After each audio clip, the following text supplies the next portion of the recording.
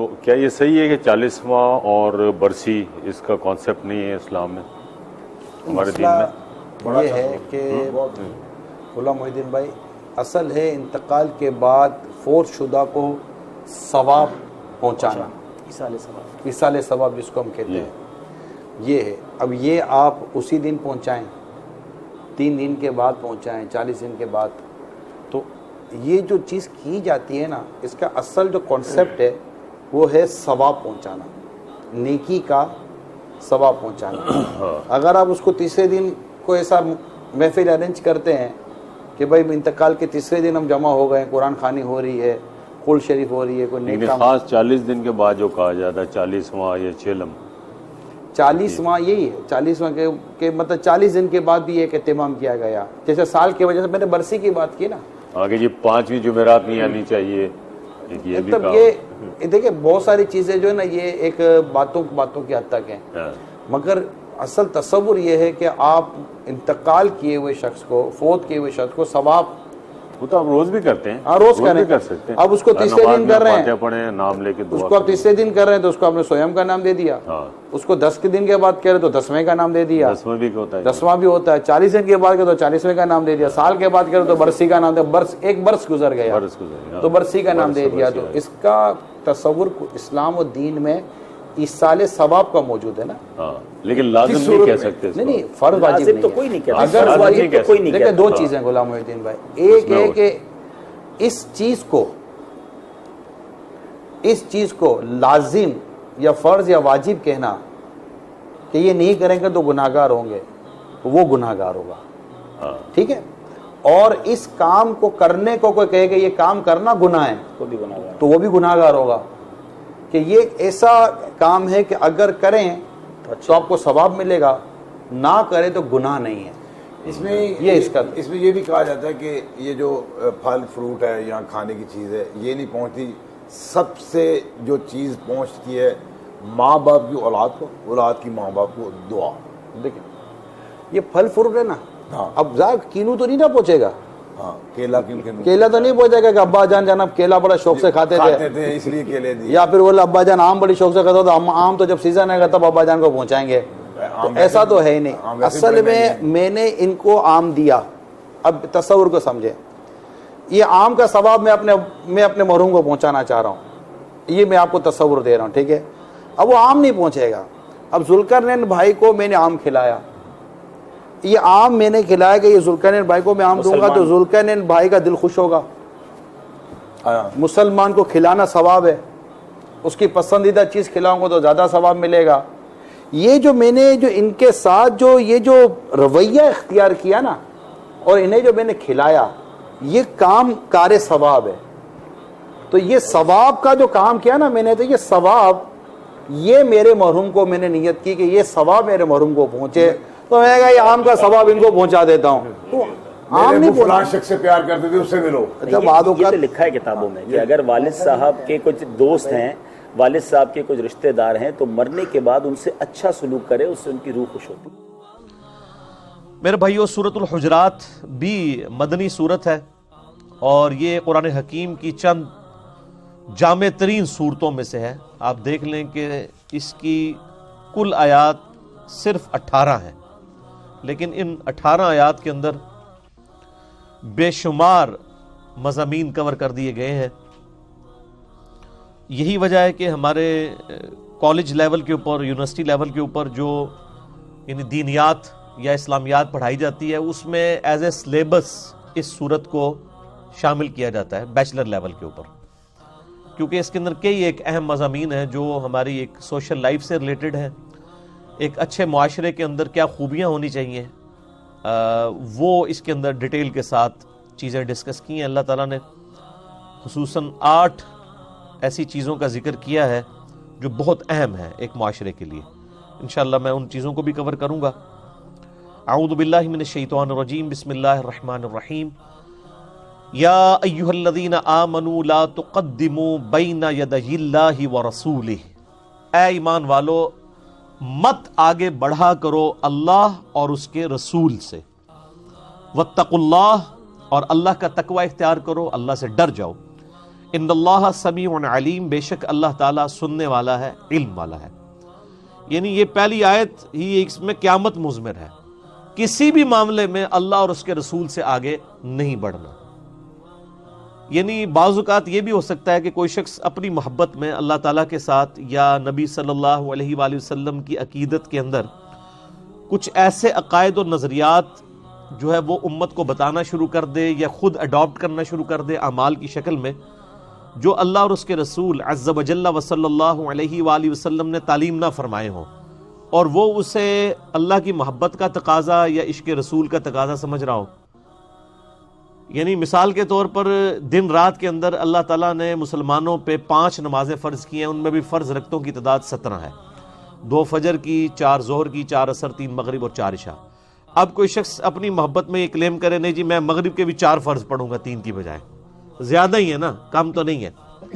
یہ اللہ اور اس کے رسول سے آگے بڑھنا ہے. ایک بالکل موٹی سی مثال ہے. اگر اس کی آپ ہمارے معاشرے کے اندر پریکٹیکل یعنی امپلیکیشنز دیکھیں تو یعنی ہمارا اس وقت انڈیا پاکستان بنگلہ دیش کا معاشرہ جو ہے وہ تو لت پت ہے کئی ایک اعمال کے ساتھ جو اللہ اور اس کے رسول سے آگے بڑھ کر تعلیم کیے گئے ہیں، اور اللہ اور اس کے رسول عز و جل و صلی اللہ علیہ وآلہ وسلم کی محبت میں ہی وہ چیزیں کلیم کی گئی ہیں.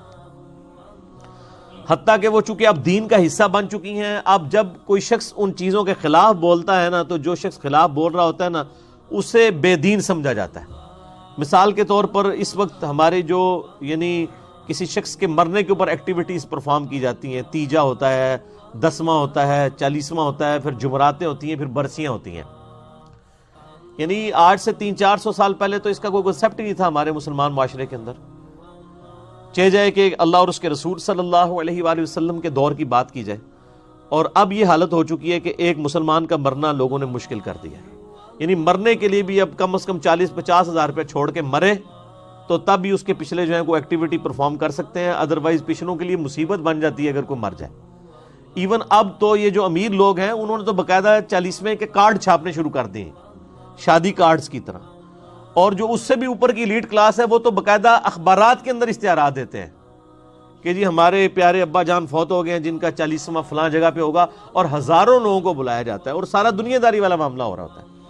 پھر جو علماء کی روزی روٹی اس کے ساتھ جڑی ہوئی ہے وہ کھل جاتی ہے، وہ تو ایک علیحدہ سے پورا ایک ٹاپک ہے نا جی.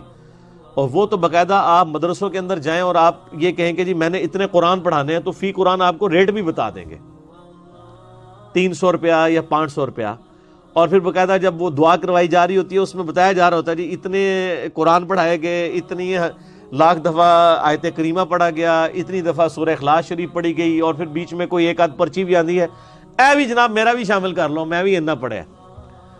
تو یہ ساری کی ساری وہ ایکٹیویٹیز ہیں جو دین کے نام کے اوپر ہمارے معاشرے میں داخل کر دی گئی ہیں اور اللہ اور اس کے رسول سے آگے بڑھے ہیں. نبی صلی اللہ علیہ وآلہ وسلم کی اپنی مبارک زندگی میں آپ نے اپنی 3 بیٹیاں جو ہے نا جی خود اپنے ہاتھوں سے دفنائی ہیں، جو یعنی شادی شدہ آپ کی بچیاں فوت ہوئی ہیں. سیدہ رقیہ، سیدہ ام کلثوم اور سیدہ زینب رضی اللہ عنہن اجمعین. کسی کا آپ نے 40واں نہیں کیا، کسی کا تیجا نہیں کیا، کسی کا 10واں نہیں کیا، کسی کی جمعراتیں نہیں کی ہیں. تو اب یہ ایکٹیویٹیز جب امت کے اندر داخل ہو گئی ہیں، اب جو شخص ان کے خلاف بولتا ہے نا تو وہ اس کے پاس لیم ایکسکیوز پتہ کیا ہوتا ہے؟ وہ کہتا ہے جی یہ چیزیں منع کدھر ہیں. یعنی ایک غریب اتو بدتمیز کر رہا خود ہے اور جو منع کر رہا ہے اس کو کہہ رہے ہیں کہ جی بتاؤ یہ منع کہاں ہے. بھائی دین کے معاملے میں یہ نہیں دیکھنا ہوتا کہ یہ چیز منع کیا ہے، کہاں پہ ہے. دین میں صرف یہ دیکھنا ہوتا ہے یہ چیز نبی علیہ السلام نے تعلیم فرمائی ہے یا نہیں. دنیاوی معاملات میں آپ نے دیکھنا ہے منع تو نہیں ہے. مثلا مسجد کے اندر ایئر کنڈیشن لگانا، اس کے لیے اب دین سے کوئی دلیل کی ضرورت نہیں ہوگی، اس کی ممانعت کوئی نہیں آئی. قالین بچھانے کی ممانعت کوئی نہیں آئی ہے. اسی طریقے سے مسجد میں پنکھے لگانا یا اسی طریقے سے لائٹنگ کے لیے یہ اہتمام کرنا، ان ساری چیزوں کی کوئی ممانعت نہیں آئی ہے. یہ دنیاوی اعتبار سے ریکوائرمنٹ ہے اور نہ یہ دین کا حصہ ہے. کوئی شخص نماز پڑھتے ہوئے یہ تو نیت نہیں کرتا نا یعنی اوپر اس قالین کے اور نیچے اس پنکھے کے، منہ طرف خانہ کعبہ شریف، جو دماغ میں نیت کوئی بھی حاضر کر رہا ہوتا ہے بندہ، تو یہ دین کا حصہ تو نہیں ہوتا. یہ دین کو سپورٹیو چیز ہے. آج اگر کوئی شخص حج پہ جاتا ہے ہوائی جہاز میں بیٹھ کے تو وہ کوئی دین نہیں بن گیا، وہ دین کو سپورٹیو چیز ہے. ہوائی جہاز میں بیٹھنا, آپ ہوائی جہاز میں جائیں, پیدل جائیں, بائی روڈ جائیں, حج ہو جائے گا. حج کی ایکٹیویٹیز میں اگر آپ کوئی چیز ایسی داخل کر دیں گے, جیسے وہ ایک پیر صاحب فوت ہو گئے ہیں ہمارے پاکستان کے تھے, ان کی باقاعدہ یوٹیوب پر ویڈیو رکھی ہوئی ہے کہ ایک بندے نے آ کے کہا جی مجھے طواف کی دعائیں نہیں آتی, تو میں نے اس کو بتایا کہ جی ہر طواف کے چکر میں وہابیوں کو گالیاں نکالا کرو. یعنی گالیاں انہوں نے تعلیم کی. تو حالانکہ طواف کی بھی دعائیں کوئی نہیں ہیں, طواف کی ایک ہی دعا ہے جو ہر بچے کو آتی ہے, ربنا آتینا فی الدنیا حسنہ وفی الآخرۃ حسنۃ وقنا عذاب النار. طواف کی جتنی دعائیں آپ کو 3 صفحوں کی یعنی ملتی ہیں نا, یہ مولویوں نے لکھی ہوئی ہیں, یہ کسی ضعیف حدیث میں بھی نہیں آئی ہوئی ہیں, خود بنائی ہوئی ہیں انہوں نے. اور میرے خیال پیچھے انٹینشن یہی تھی کہ حج کو مشکل کر دیا جائے تاکہ علماء کہیں کہ ہم نے بھی کچھ عرض کیا ہے, وہ کتابیں بھی ان کی بکنی شروع ہو جائیں. ورنہ اگر ایک ہی دعا ہو تو اتنی موٹی موٹی کتابیں ان کی بکیں. وہ لکھا ہوتا ہے پہلے چکر کی دعا, دوسرے چکر, اور چکر آپ ہی چڑھے نے انہوں کولوں بڑھائی نے دعاواں, تو پہلے چکر کی دعا, دوسرے چکر, یہ سب کچھ اللہ اور اس کے رسول سے آگے بڑھنے والی بات ہے. اس کو شریعت کی ٹرمنالوجی میں کہا جاتا ہے بدعت, یعنی دین میں جو خود سے چیز داخل کی جائے. بخاری اور مسلم کی متفق علیہ حدیث ہے, نبی صلی اللہ علیہ وآلہ وسلم نے فرمایا من احدث فی امرنا ھذا فہو رد, جس نے ہمارے دین میں جو تعلیمات میں نے تعلیم کی ہیں اس میں کوئی چیز خود سے داخل کر دی وہ مردود ہے. اس کے لیے یہ نہیں دیکھا جائے گا منع کہاں کیا ہے. بڑی موٹی سی مثال ہے, نبی صلی اللہ علیہ وآلہ وسلم نے کہاں پر منع کیا ہے کہ جنازے کی اذان نہ دی جائے اور عید کی اذان نہ دی جائے. لیکن عید کی اذان نہ بریلوی دیتے ہیں, نہ دیوبندی دیتے ہیں, نہ اہل حدیث دیتے ہیں, نہ شیعہ دیتے ہیں. اذان دینا تو کوئی برا کام تو نہیں ہے نا. اکثر وہ کام کر رہے ہوتے کہتے ہیں جی یہ کیڑا چنگا ہے, برا کام ہے جی سامنے کھانا رکھ کے اللہ کا کلام ہی پڑھے ہے نا جی, یہ کیڑی کوئی غلط گل ہو گئی ہے. تو سر اللہ کا وہ کلام جو نبی علیہ السلام نے تعلیم فرمایا اذان کی شکل میں, وہ آپ عید کی نماز جو سال کے بعد ہوتی ہے اس کے ساتھ تو آپ اذان نہیں دیتے. اس وقت آپ کو کیوں نہیں خیال آتا؟ وہ کہیں گے جی نبی علیہ السلام نے نہیں دی تھی. ان کو کہیں آپ کا تو یہ کرائٹیریا ہی نہیں ہے کہ آپ نے کیا ہے یا نہیں. آپ کہتے ہیں جی منع کہاں ہے, تو عید کی اذان منع کہاں ہے؟ منع تو کہیں پہ نہیں ہے. وہ کہیں گے نہیں جی چونکہ تعلیم نہیں نہ فرمائی اس لیے نہیں دیتے. تو سر یہ جو آپ کچھ نئی کہانیاں شروع کی ہوئی ہیں یہ کہاں پہ تعلیم کی ہوئی ہیں؟ جمعراتیں اور 10ویں اور 40ویں. اب آپ کو سمجھ آ گئی بات. منع بھی کر دیا آپ علیہ السلام نے. یہ جو میں نے بخاری مسلم کی حدیث پڑھی ہے, من احدث فی امرنا ھذا, جس نے ہمارے امر میں ہمارے حکم میں جو ہم نے تعلیم کیا ہے کوئی چیز داخل کی, فہو رد, وہ مردود ہے. اور اس سے بڑھ کے وہ خطرناک روایت ہے جو صحیح مسلم میں ہے, انٹرنیشنل نمبر کے مطابق 2005, امام باقر علیہ السلام جو امام جعفر کے والد ہیں اور امام زین العابدین کے بیٹے ہیں, امام حسین علیہ السلام کے پوتے, امام باقر نے وہ روایت کیا ہے